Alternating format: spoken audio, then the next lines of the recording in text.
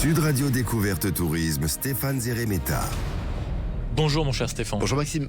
Aujourd'hui, vous nous proposez une escapade dans notre belle région, la Vienne. C'est vrai qu'en ce début d'année, on va un peu ralentir la cadence, trouver un peu des départements tranquilles. On va être au grand air, au fil de l'eau. C'est une destination vraiment sympathique pour des balades sauvages. Mais il y a aussi tout un patrimoine des sections. Donc on est dans le département de la Vienne. La première étape de mon itinéraire, c'est de vous amener au Roc d'Enfer, à Lattus-Saint-Rémy. C'est un véritable coin de paradis. On est au bord de la rivière Cartempe. On va le découvrir, il y a tout un sentier classé Natura 2000, et ce qui est assez impressionnant pendant cette balade, ce sont les différents blocs granitiques. Ça semble surplomber complètement la gorge, le torrent. Alors ce sont des lieux de légende, de mystère aussi, qu'on peut considérer comme complètement intacts aujourd'hui. Et puis ce qui est sympa, c'est qu'on peut faire plein d'activités, dès les beaux jours, tir à l'arc, acrobranche ou équitation. Et on s'arrête aussi à Montmorillon, c'est ça ? Ouais, absolument. On va remonter la Cartempe là pour arriver à ce joli village.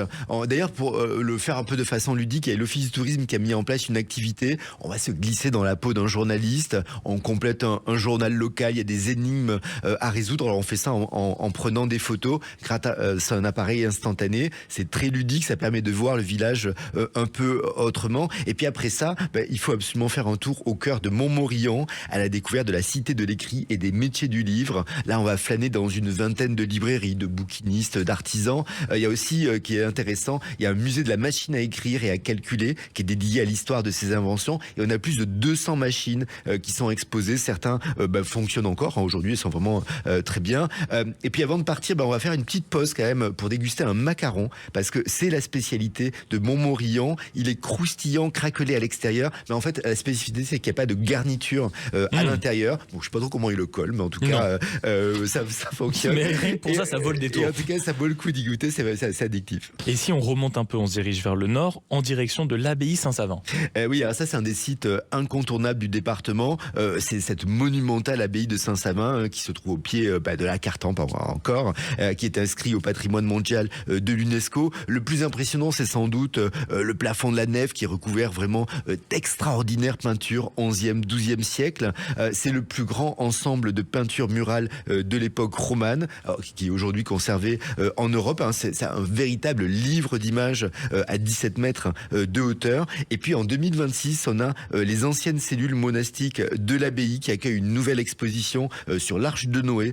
Donc il y a plein d'œuvres d'art, des documents sonores et numériques également qui reprennent un peu le thème du déluge. Quelques kilomètres plus loin, on ne s'arrête pas en si bon chemin. Il faut faire un point d'étape à Angles-sur-Langlin. Absolument. Alors là, on va dire qu'on remonte un tout petit peu le temps. On est entre préhistoire et Moyen-Âge.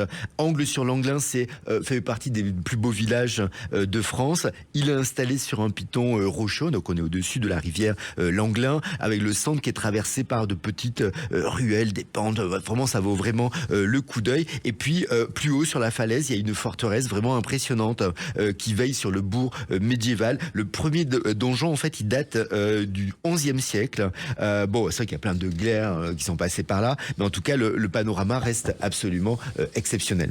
Le site abrite également les sculptures du Roc aux Cerciers. Ah oui, c'est un peu le Lascaux. Ça, le nom fait rêver. C'est un peu le Lascaux de la sculpture. Au pied des falaises de 12, il y a une frise sculptée pariétale, 20 mètres de long. Elle a été mise à jour 1950.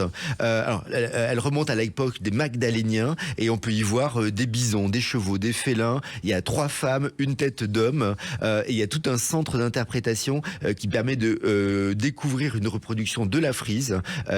Et on peut voir un peu la ville telle qu'elle était il y a 15 000 ans. C'est la période pour les Magdaléniens. Dans un autre registre, Angles-sur-Langlin, c'est aussi renommé pour ses broderies. Et il y a plusieurs artisans d'art qui ont choisi de s'y installer. C'est très intéressant aussi. Et on termine ce voyage, si on veut forcément terminer, à la Manu, qui est le cœur de Châtellerault. Oui, ça c'est une ancienne manufacture d'armes qui a été réhabilitée, transformée. Il y a plusieurs sites, notamment le musée Auto-Moto-Vélo, et un espace qui est dédié à l'histoire de la manufacture. Il y a aussi un skatepark, on est au bord de la Vienne, de la Forge. Ça devient un peu une patinoire en hiver, piste de roller en été. Il y a des croisières sur la Vienne aussi qui sont proposées. On peut grimper en haut des tours Villemout pour profiter du panorama.